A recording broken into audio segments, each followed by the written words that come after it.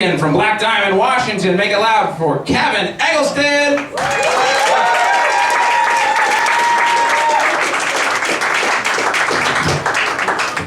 Oh, I am so excited to see you folks tonight. It's just because I'm excited to be in a room where they only let in adults and they serve alcohol.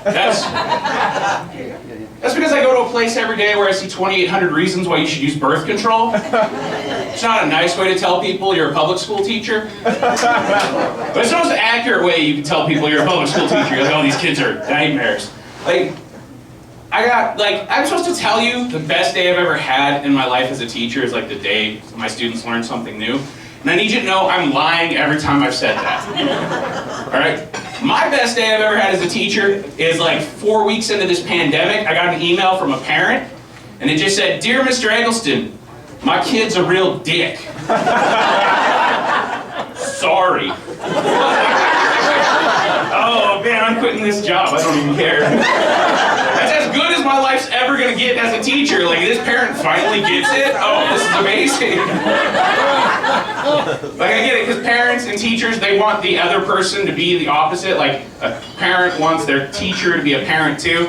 And I don't look like I should have custody of any kids, let alone weekday custody. Like, I've got weekend, every other weekend dad looks. I don't really like being a teacher because kids will say weird stuff to you. Like, I had a kid walk into my classroom one time and he just announced out of nowhere, he goes, "Hey, Mr. Eggleston, do you know that I'm a drug dealer?" I was like, "Yeah, Broxton, we all know you're a drug dealer. You don't have to tell anyone." He's like, "Well, how did you know?"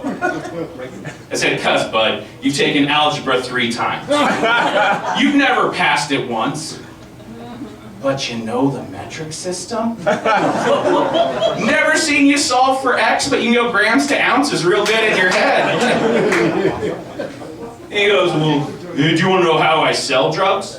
I was like, "I hope not like this." Like, I'm a public school teacher. I want to support you. My life hasn't gone the way I wanted it to. But I need a little salesmanship here, all right? Razzle dazzle me, bud. And then he told me, and I think this little Walter White might be the smartest kid I've ever worked with. Okay, he sells drugs through the McDonald's drive-thru. And some of you right now are like, "But which one?" It's 14,000 in the United States. Name names. Now, he knows if you order certain food combinations, you want certain drugs. So if you order like 3 fillet of fish and 2 chocolate milkshakes, he knows you're really ordering a McMeth. I was like, oh my God, this guy has done the thing that I hate, which he has made me. I'm supposed to take this off and I didn't do it. I'm a bad person. He's made me afraid of fast food. Do you understand how tough that is to make a fat person terrified of a McDonald's drive-thru? Like, now I'm worried I'm one secret menu order away from a drug trafficking charge. That is terrifying. Like, I'm worried that I'm going to have to drive back around and be like, "Hey guys, terrible mistake got made. I tell you what, I'm going to give you this brick of heroin back. You give me the 4 Big Macs, okay?" I get it, we all make mistakes. You know, we're all keeping things secret here. You're breaking the law, I'm breaking a diet. Just keep each other's secrets. It's been tough being a teacher this year on Zoom. The only thing I really like is I like that I haven't had to worry about school safety. Okay, because we've been teaching online. And I don't like it because you know the drills we have to teach kids now? The drills we have to teach kids are that if anything bad happens at school, you have to run, hide, and fight. That's the rules. Run, hide, and fight. And I don't think that's fair, because that's 3 verbs I can't do. Look at me, I'm not running, hiding, or fighting anything, all right? If you want me to teach kids how to do something, you need to make it actions I can complete. You need to make it like sit, cry, accept your fate. I've been doing that one since I got fat in college. I don't really actually worry about that too, because like I've already had a teenager try to kill me in my job as a teacher. It's a true story. He tried to kill me. The thing is, he didn't know he was trying to kill me. Okay, so what ended up happening is he had a teacher tell him that he was too gay to live, which is a terrible thing to tell a kid. But his immediate response was to go home, bake some brownies and put rat poison in them and stuff them in the teacher's lounge. Which, when you do that, you're not targeting one homophobic teacher. You're targeting one open-minded fat teacher. Right? And the worst part about it is, if I would have ate those brownies and died, that kid would have got away with murder. Because nobody, if I drop dead with a pastry in my mouth, nobody's investigating that crime. There's no CSI bakery that shows up and checks on that. They're like, oh, he's dead, brownie in the mouth, we called that one.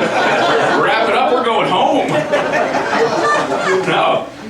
And what's funny is I didn't know about it until we got an email a week later, and it said, hey, just so you know, there's an incident. If you ate one of the brownies in the staff lounge, you're fine. And I was like, cool. What if you ate 3? And they're like, oh, you're probably fine. I was like, awesome. 5.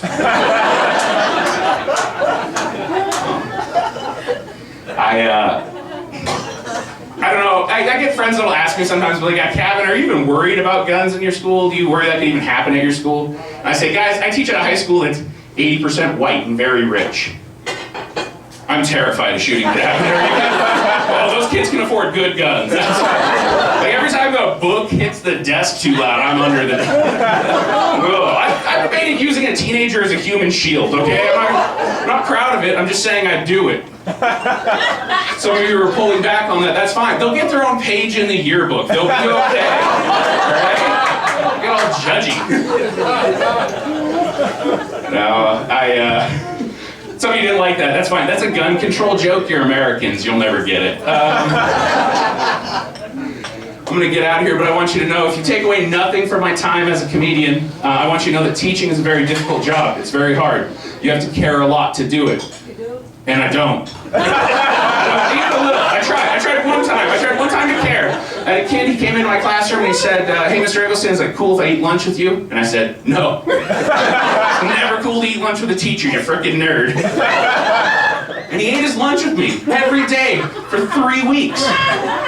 Start of the 4th week, I was like, dude, I've never seen this kid with someone his own age. I've never seen this kid with a friend. I'm like, oh, man, what if this is a cry for help? I got a chance to do something here. So I got my lunch and I sat down with him and I just looked at him and I said, hey, bud, I get sad sometimes too. Is there anything you want to talk to me about? And he just looked me dead in the eyes and he goes, no, I ate lunch with you because you look depressed when you teach. No, I'm the hero in this story, not you.